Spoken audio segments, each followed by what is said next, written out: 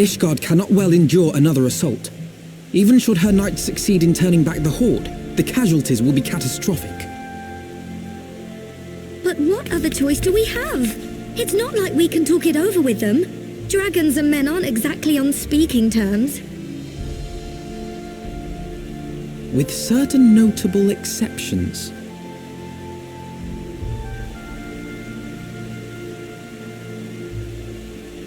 You don't mean Iceheart? When last you spoke with her, she lamented her crimes, did she not? Then there remains a sliver of hope. If we can persuade Iceheart to act as our intermediary, we may yet be able to convince Nidhogg to abandon his bloody course. If there is to be a meeting, I would accompany you. Estinian. Even with your intermediary, Nidhogg's blood rage may render him deaf to reason. However, the mere attempt may afford our forces precious time to prepare. Of course, you might also consider a more direct approach to ending this conflict. With the power of the Eye at my disposal, and the vaunted strength of the Warrior of Light, we could conceivably slay the beast outright. If we are to risk a face-to-face meeting with the Dread Worm, I for one would feel safer in the company of the Azure Dragoon. However, I should only turn to your lance if my words failed to find their mark. Is that clear?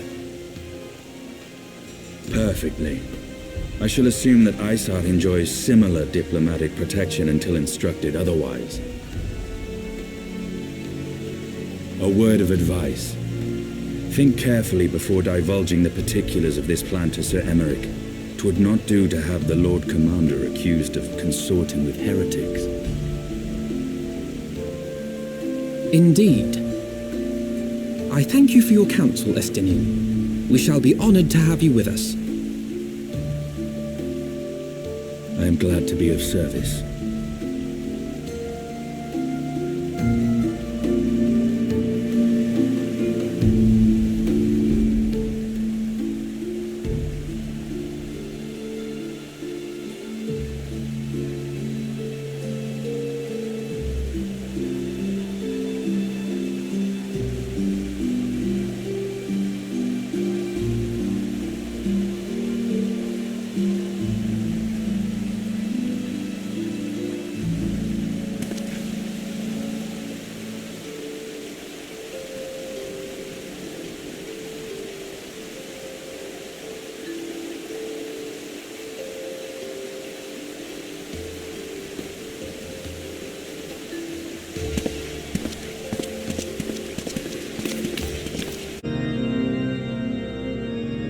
I want the defenses of the outer ward rechecked. See to it that the ballistas are in good repair and supplied with enough ammunition for a prolonged siege. At once, my lord.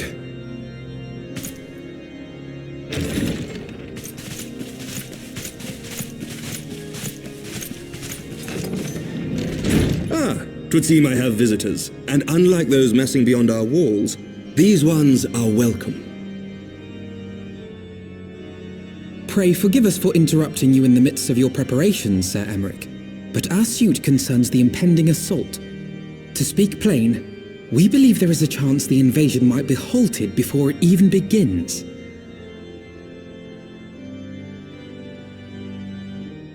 I can divulge little more at this time, but I must nevertheless request that you advise the Holy See to refrain from launching any preemptive sorties whilst we seek to put our plans in motion. I will gladly lend my support to any endeavor that could spare the blood of my countrymen, but I would know more of the cause you would have me champion. Will you not share aught of this mysterious undertaking? Know that I have offered my lance to aid in this endeavor. I cannot claim that its success is assured, but our actions should serve to delay Nidhogg's advance at the very least. Which is more than can be said for the ill-conceived counterattack advocated by the Sea's more vocal crusaders. They offer glorious death, but little hope of victory. Aye, their proposal does not inspire confidence. Our resources should rightly be spent shoring up the city's defenses. The Azure Dragoon and the Warrior of Light sallying forth together to face the dread worm Nidhogg.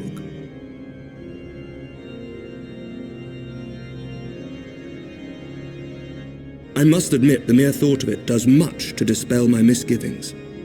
Go then, carry out your plan. I shall do what I can for you within the Holy See.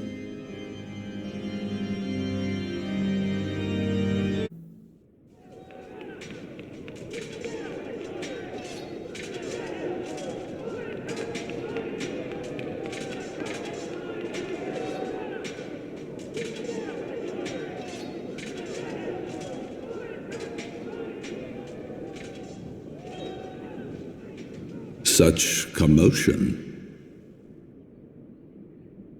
Yes, Your Eminence. The bells of the Observatorium warn of our enemy's approach. So, the dragons are coming.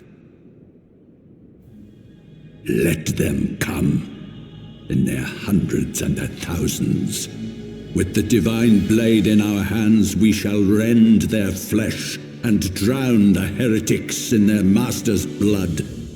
Even Nidhogg and his foul brood shall be powerless to resist us. And when we have rid the world of their pestilence, we shall turn our attention to our Ascian allies.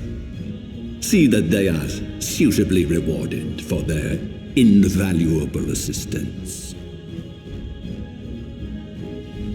If I may, Your Eminence, the Paragons wield powers strange and unknowable.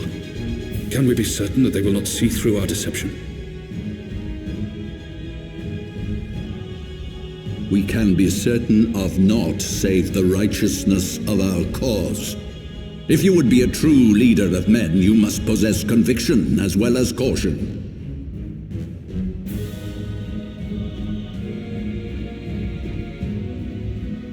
We seek to excise the root of an evil that has blighted us for 1,000 years. The risk is worth the reward. And what of Estinian and this Warrior of Light? They have plans of their own. Leave them to their purpose. We must each play the role we have been given. You and your chosen brothers most of all.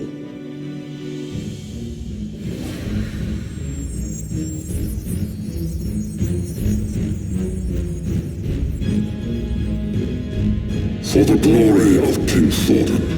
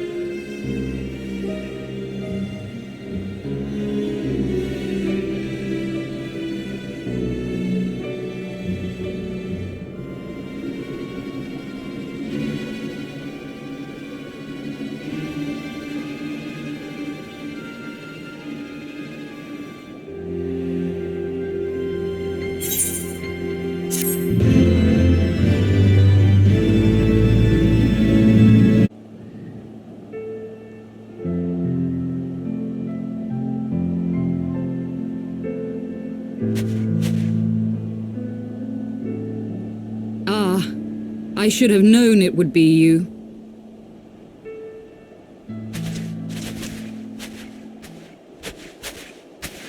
Word reached me of a struggle with a small but well-armed band of trespassers.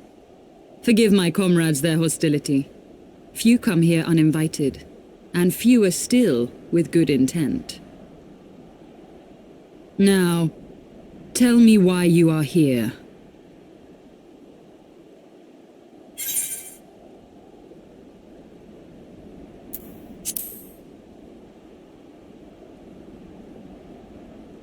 So, you seek to stem the Dravanian tide with talk? A romantic notion. If you but knew the truth, the spark which lit the flames of this animosity, you would understand the futility of your quest. Shall I relate it to you? The sordid history my gift has shown me, that which the Holy See has taken such pains to suppress.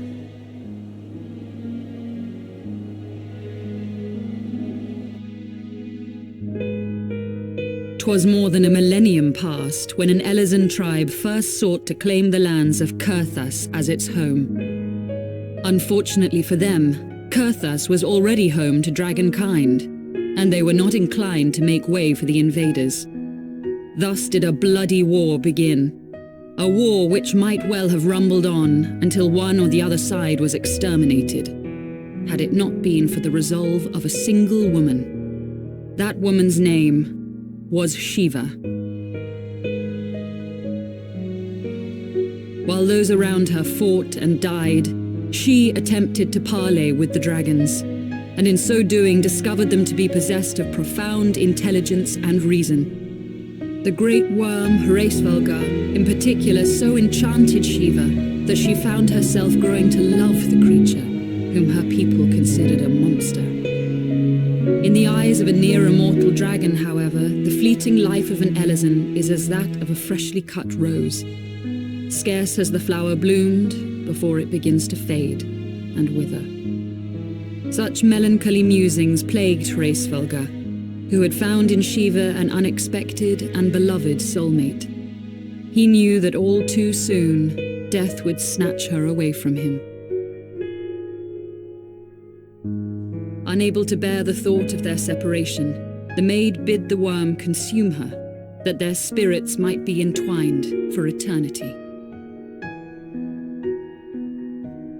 Though loath to perform the deed, Heavensward ultimately gave in to her plea, and soon thereafter the tale of their ill-fated love spread throughout the two warring factions.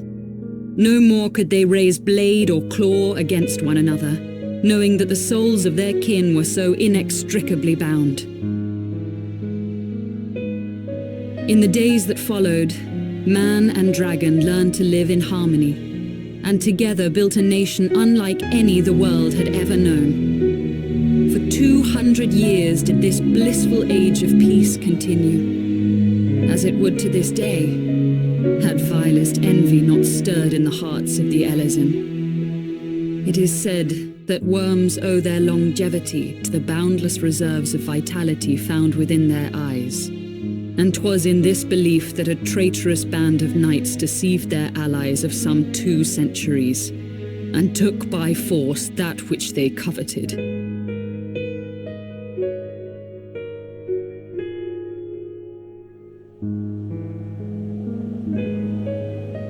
Nidhogg, he who now stands poised to unleash his wormlings upon Ishgard, was the great dragon who lost an eye to Elezen treachery. And until he prizes it from the hands of the traitor's progeny, no amount of conciliatory words will stay his fury.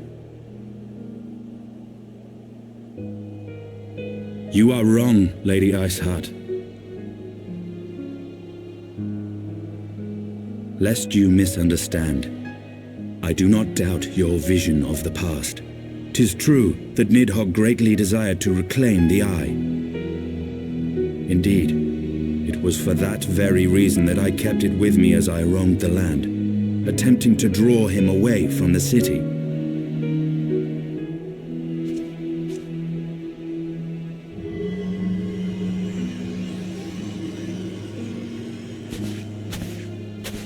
Good gods!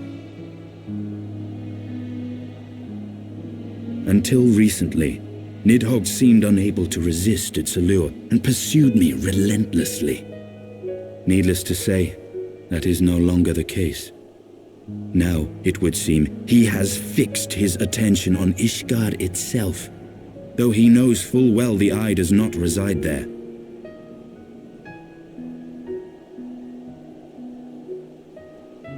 You believe he targets the capital for another reason?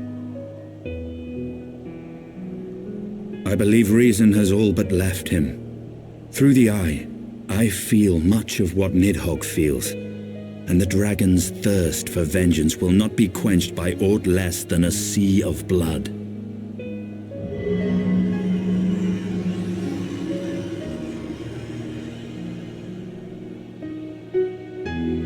If Nidhogg is indeed lost to reason, might we not seek an audience with Hraesvelgr instead?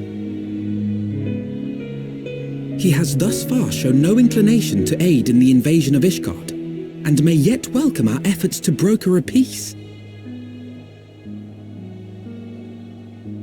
You still believe that a peaceable solution can be found? Very well. I will take you to him.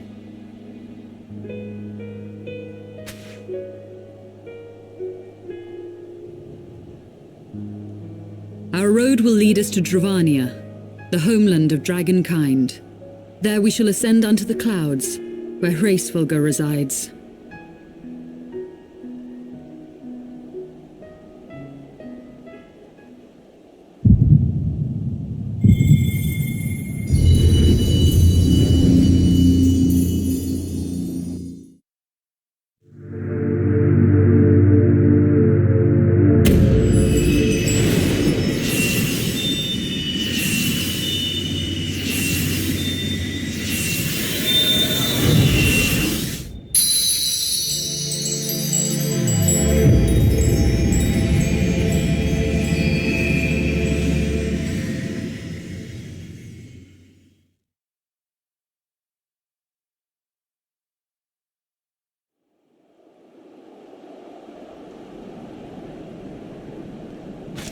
Is aught amiss, my friend?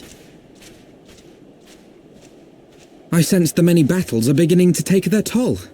Rest a while, and should you lose sight of us, Dravania lies beyond the mountains to the west.